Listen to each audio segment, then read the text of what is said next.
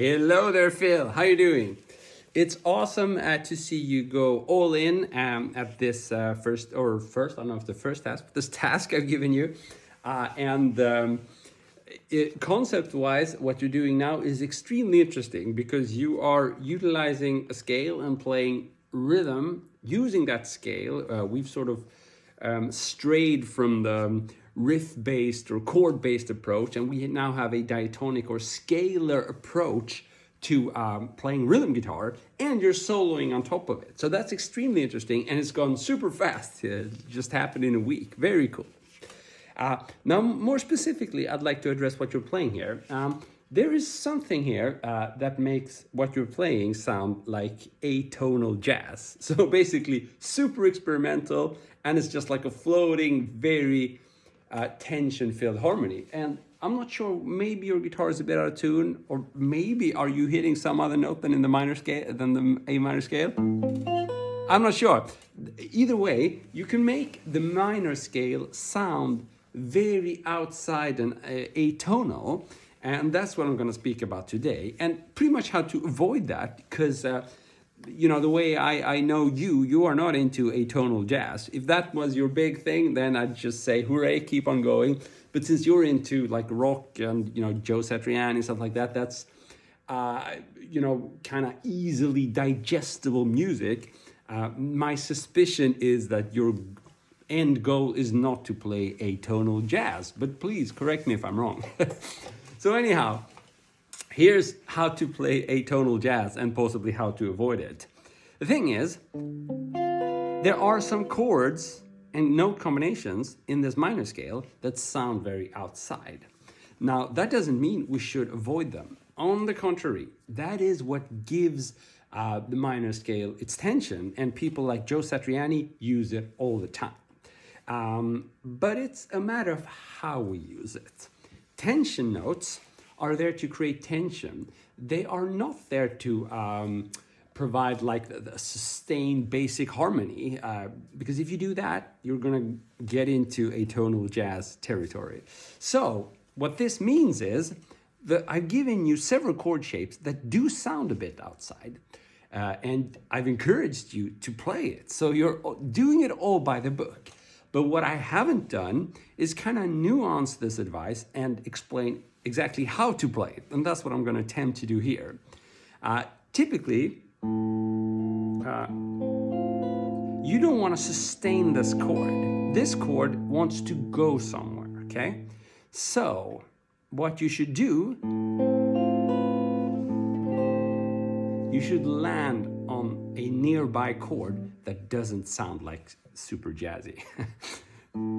So this is okay. You're gonna find some of the ones I've given you do not sound atonal, but some of them do. And you're gonna have to use your ears, because I know you have good ears. And if it sounds out, it is out. That doesn't mean you shouldn't play it. On the contrary, do play it, but you should resolve it into something that doesn't sound as out. If you do that, then what you're gonna get is a super cool rhythm track that takes you from point A to point B. You can picture it like a dramatic movie, right? It starts gentle, you get some drama, and then there's some resolution. But if you're like me, if it's like the whole movie is just blood and horror all the time, that doesn't really give you the the kind of reward you're looking for in the movie, right? You want a little bit of that to get the tension, but then you want something where you can kind of rest your ears. And that's what I would like you to try and do now. You should pretty much do the same thing as you just did, because that's super cool as a concept, especially if you had fun doing it. So do record a rhythm track, but be careful with those outside chords. And before you decide on what to record, spend some time playing those chords, and maybe record some like draft versions where you listen to it and you think of, do I want to rest on that one, or do I prefer to rest on that chord, which sounds nicer to my ears?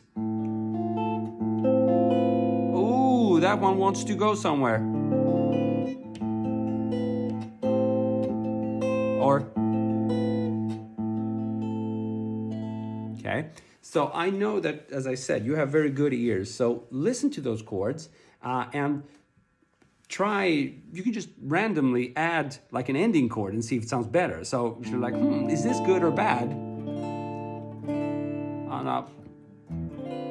Is this good or bad? No, that's better. This chord wants to stay there only for a while and then it wants to go somewhere else.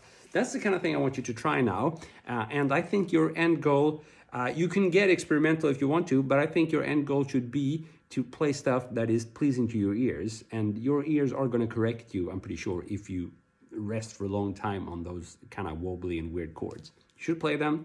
That's part of the game, and that's part of any great style, is to add tension notes in there. But you gotta learn kind of to sense how long to emphasize them and where to kind of end or land. So that's kind of my advice to you in this video. Keep doing what you do now, but be careful with those outside sounding chords and just play them for a little while and be sure to stay for a long time on the strong sounding chords, the ones that sound nice to your ear. And you're going to find that jamming over those chord progressions is going to be a hell of a lot more fun. And you can even just play pentatonics over it so you get a strong melody. Again, if you have that interesting kind of chord lines that you're working on, you don't need to be equally interesting with the minor scale if you don't want to. You can try playing some pentatonics to kind of return to your home ground and see how that fits into these new chords that you're exploring. Okay, so that's all for now. I'm looking forward to hear how you perceive this and if it works out for you the coming days. See ya. Cheers.